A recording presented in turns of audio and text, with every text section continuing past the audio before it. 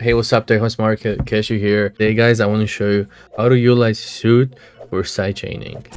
Soothe is mostly known to tame the harsh frequencies and kind of like to take away the bad stuff. But Soothe can be actually really useful for the situations like in kick and bass scenarios. So I know some of the people, some of my producers friends don't even use Kickstart. They're only just using Soothe as a sidechain. So I'm going to show you guys how to set it up.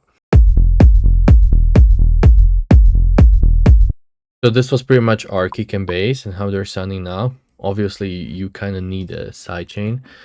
So in this scenario, you actually wouldn't need a sidechain, but if I change the bass loop to something more like this, you would 100% need a sidechain. It's because you see, it's fighting with a kick here, here, here, and yeah, it's just like, it sounds messy.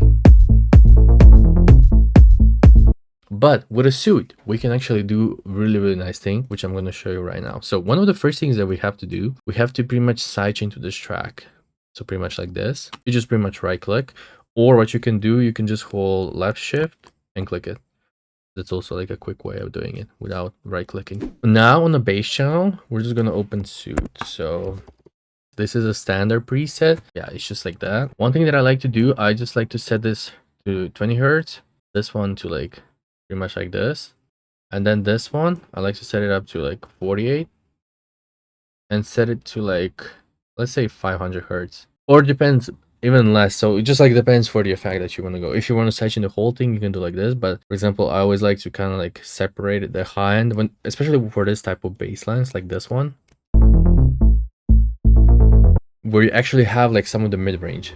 One of the first things that we need to do, we need to enable the sidechain. So let's go in the settings right here. Let's go processing, automap inputs. You can just click it and it's automatically gonna route. And now we're gonna click sidechain right here. So now what we're gonna able to see, we're gonna be able to see the kick right here.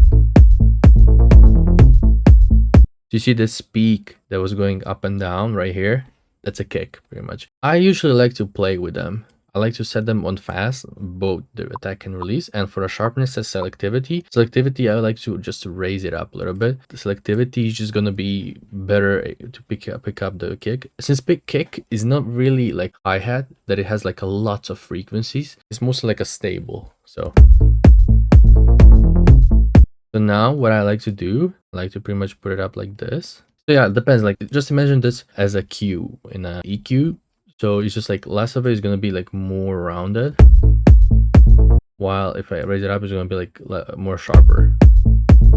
Healthy amount like this would be cool. And now what I actually like to do, I just like to set it to only the mid-range. So only the mid-range is getting sidechain pretty much. So something like this, really short, just to get rid of this punchy frequencies right here on the bass. But let's just continue.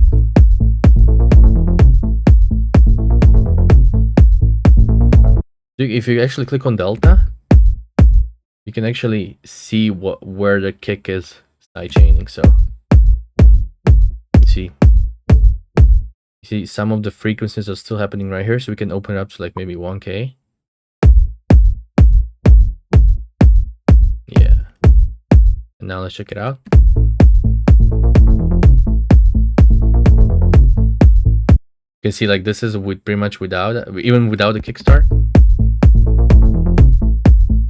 It sounds really nice, but the kickstart just cleans up this first transient on the kick, which sounds just better. And the combination of those two, check it out how it sounds like. This was without Soothe and kickstart, and this is with Soothe and kickstart.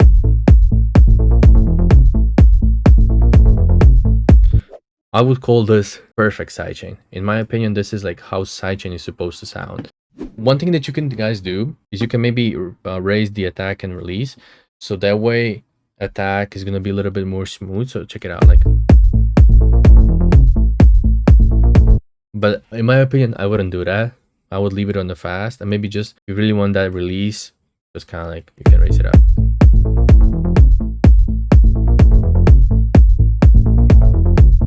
You see, this is just a little bit more smoother. But I was always a fan of like really sharp in your face sidechain. I feel like around 13 right here. 18 is a little bit too much in my opinion.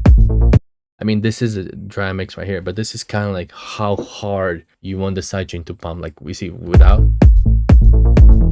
we don't really even have sidechain. So this is kind of like how much sidechain you want. So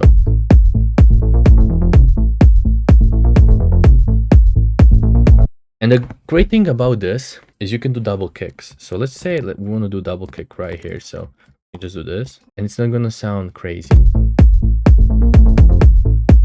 You see, this is kind of like more frequency-based sidechain. That way, when the double kick happens, it EQs out everything from a kick. So this is the reason why it doesn't clip. While when you're sidechaining with the kickstart, as you can see, for example, I'll just pull up the second kickstart. Kickstart will just act right here.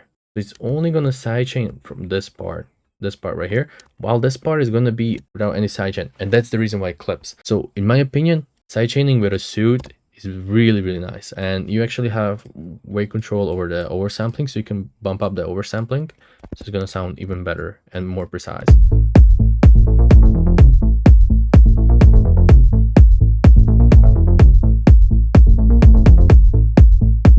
See guys, it's really, really clean and sounding professional. Thanks for watching. Just make sure to subscribe to the Tech House Market YouTube channel. Comment down your ideas for the next videos and see you guys in the next one. Bye bye.